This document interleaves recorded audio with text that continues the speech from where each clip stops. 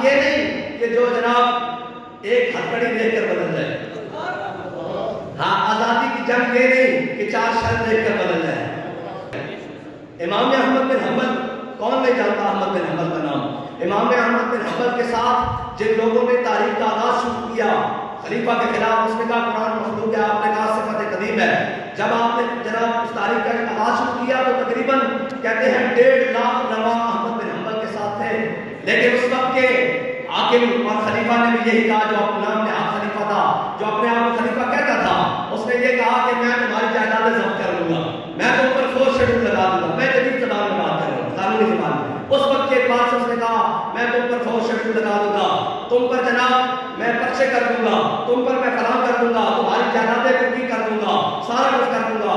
کہتے ہیں کہ احمد بن حنبل پھر اکیلے رہ گئے, 4 رہ گئے, 4 میں سے 2 شہید ہو گئے, پھر احمد بن حنبل رہ گئے. ایک نے لکھ کر دے دیا کہ جناب رخصت کی حدیث آ گئی کہ مشکل وقت آ گیا ہے, اب نہیں ہم کھڑے ہو سکتے. لیکن آپ آج دیکھ لیں ان جنہوں نے رخصت کا راستہ اختیار کیا ان ساروں کا تاریخ نام نہیں جانتی, تاریخ ایک بندے کا نام جانتی ہے جسے احمد بن حنبل کہتے ہیں.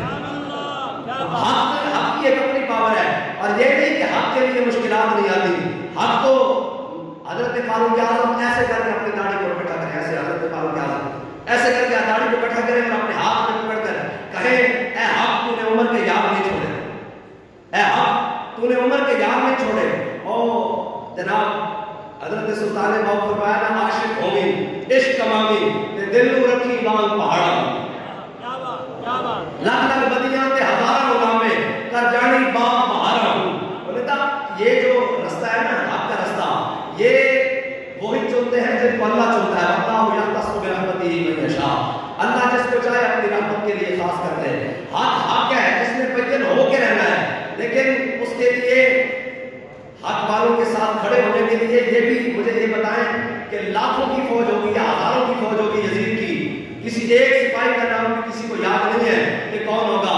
ہاں اس سپاہی اس پوری فوج میں سے ایک کو جانتے ہیں جو اس سب سے نکل کر ادھر آیا ہے, اس کو ہور کہتے ہیں, اس کو ہور کہتے ہیں. قیامت تک نام ہور کا رہنا ہے. ان کو جناب وہی باطل میں رکھا جاتا ہے, تعداد نہیں تو نہ کرتے, ہمیشہ تعداد میں آج تک باطل تعداد میں زیادہ ہوا ہے. بدر سے لے کر آج تک باطل تعداد میں زیادہ ہوا ہے. حق والے ہوتے تھوڑے ہیں, لیکن جتنے ہوتے ہیں ستھرے ہوتے ہیں, جتنے ہوتے ہیں یہ ستھرے ہوتے ہیں. ان کی خاصیت یہ ہے. بہرحال امام احمد بن حنبل یہ لوگ سمجھتے ہیں کہ یہ فسانوی باتیں ہیں, یہ ساری چیزیں باتیں ہیں. ہم نے دور میں اپنے دور میں احمد بن حنبل کے خادم کو دیکھا ہے کہ مشکلات برداشت کرنی اور ظالم کے سامنے ڈٹ کر بات کرنا اور یہ ساری چیزیں کرنی ہم نے دیکھی ہیں. امام احمد بن حنبل کو جب گرفتار کر لیا بادشاہ وقت نے, آپ کو لے کر جیل میں جا رہے ہیں تو رستے میں ایک ڈاکو آ گیا, اس کا نام ابو الحسن ہے. اس نے کہا امام صاحب آپ کدھر جا رہے ہیں؟ ایسے جیسے آج ہمیں کوئی پکڑنے نا جناب مردے پکڑ کے اندر کر دیں تو لوگ کہتے ہیں پتہ نہیں مولوی نے کیتا, وہ کوئی نہیں کیتا, جو احمد بن حنبل نے کیتا اسی بھی وہی کیتا. بہرحال امام احمد بن حنبل کو آگے لے گئے, انہیں سامنے سے اس وقت کا سب سے بڑا بدماش اور ڈاکو آ گیا, اس ابو الحسن اس کا نام. اس نے کہا امام صاحب آپ کدھر؟ امام صاحب نے کہا بادشاہ وقت کے ساتھ ٹکر ہو گئی ہے. وہ کہتا ہے قرآن مخلوق ہے, میں کہتا ہوں صفت قدیم ہے. کہا کہ آپ حق پر ہیں یا نہیں؟ امام احمد بن حنبل نے کہا میں حق پر ہوں, بس حق پر ہوں. اس نے جو امام صاحب سے بات کی, اس نے کہا امام صاحب میں ڈاکو بدماشی کرتا ہوں, رستہ گیری کرتا ہوں, رہا ہو کر جا رہا ہوں, 18,000 کوڑے کمر پر کھائے ہیں, رہا ہو کر جا رہا ہوں, پھر دوبارہ پروگرام اسی کام کا ہے. تو آپ اگر حق پر ہیں نا تو اپنی کمر پر حق کے لیے 18,000 کوڑے ضرور کھائیے گا. امام احمد بن حنبل کہتے ہیں کہ مجھے اس ڈاکو کی بات نہیں کرنی.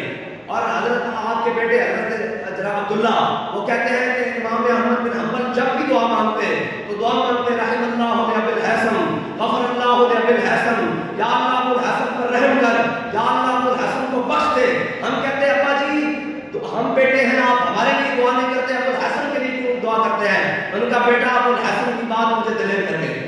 ایک ڈاکو کی بات احمد بن حنبل, امام احمد بن حنبل کو جب باز پڑھائے وہاں بھی حق بلند کیا تو بادشاہ وقت نے آپ کو جیل سے نکالا اور آپ کے جناب قمیص اتروائی اور اونٹ کی ننگی پیٹھ پر آپ کو باندھا بغیر پلان اور کجاوے کے, آپ کو اوپر باندھا اور باندھ کر کہا کہ کو کوڑے لگاؤ سرے بازار, یعنی جیسے مال روڈ ہے یا نارکلی بازار ہے یا اس طرح کے بے روڈوں پر کہا اونٹ گزرے اور 7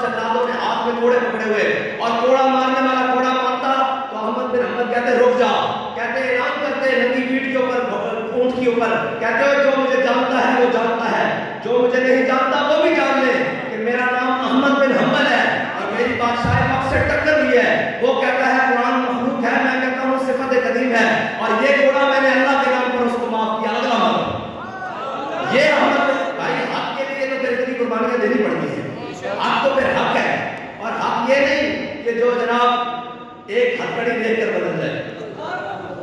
हाँ, आजादी की जंग ये नहीं कि 4 शर्त देखकर बदल जाए।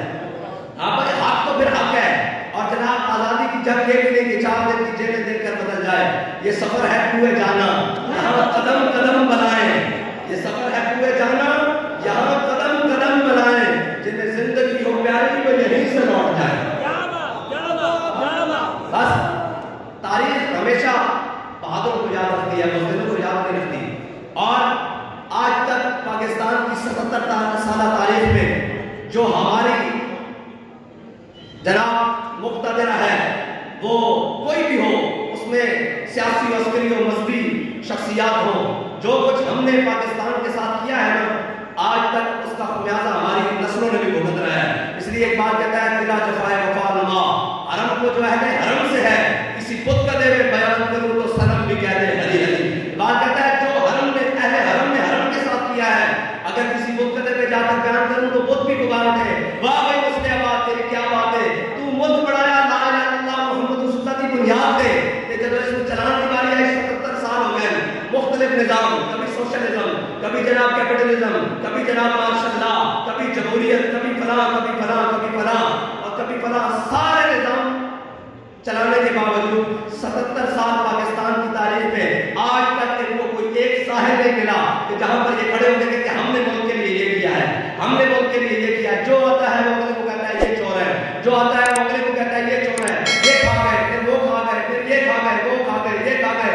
भाई कौन खा गया मुल्क को, किसने किया? कौन तो अपनी रेडी लगाकर, अपनी छापी लगाकर, वो जूतियां पालिश करके, जनाब अपनी मजदूरी करके कौम 77 सालों से गुजारा कर रही है कि शायद कोई हमारा मसीहा आएगा, शायद कोई हमारा मसीहा आएगा, शायद कोई हमारा मसीहा आएगा। लेकिन याद रखना, इस निजाम से और इन बातिल लोगों से कभी आपको उम्मीद नहीं होनी चाहिए। वो एक बात बताकर क्या कहता है, अपनी मिल्लत पर कयास अक़वाम मगरिब से न कर कि खास है तरतीब में कौम रसूल हाशमी। बात कहता है तुझे इससे उम्मीद है जो जाकर कभी यूरोप के दरवाजे पर, कभी अमेरिका के दरवाजे पर, वहां से हटेंगे, कोई कहेगा मैंने रशिया के दरवाजे पर जाना है, कोई कहेगा मैंने चाइना के दरवाजे पर जाना है। कभी गुलाम कौमों की भी इज्जतें हुई हैं, हाँ जी, कभी गुलाम कौमों को भी किसी ने आकर पूछा है, कभी सर झुकाए हुए को भी कितना रोड पर किसी ने पूछा है कि भाई तेरा मकान क्या है, तू कहाँ रहता है। भिखारियों की कभी दुनिया में कोई इज्जत हुई है? हाँ, इज्जत होती है उसकी जो जिसकी घर में इज्जत हो, जो अपने अंदर कोई दम रखता हो। हजरत नुमान बिन मुकर्रिन जो हुजूर के सहाबी हैं, इमामुल अंबिया सल्लल्लाहु अलैहि वसल्लम की ज़ाहिर हयात के बाद जब जंग क़ादिसिया का मौका आया, हजरत नुमान बिन मुकर्रिन सफीर बनकर गए मुसलमानों के यज़द के दरबार में। जब गए तो आपके हाथ में नेज़ा था, उसके जनाब दरबार में बड़े कीमती कालीन बिछे हुए थे। आप कालीन को फाड़ते हुए ऐसे गए ना, जब ऐसे गए, ऐसे जनाब उसके सामने गए, उसने कहा क्या हो गया आपको, भूखे हो गए, आपको क्या हो गया है जनाब, रोटी चाहिए, कपड़े चाहिए, क्या चाहिए आपको, अनाज चाहिए, हम देंगे। और उन्होंने कहा नहीं नहीं, हम तो किसरा का ताज लेने आए हैं, हम किसरा का ताज लेने आए हैं। उन्होंने कहा अच्छा बैठो। उन्होंने बिठाया, उन्होंने कहा आपके साथ जंग करते हैं। वापसी पर जाते हुए उन्होंने कहा ये मिठाई है, ये आप हमारी तरफ से ले लेना, अपनी फौज में तकसीम करना।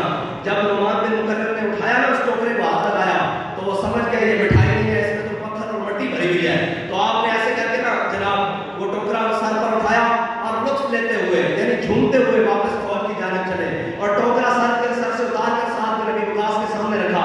कहा ए जनाब हमारे सिपा सालार, ये मट्टी उन्होंने खुद हमारे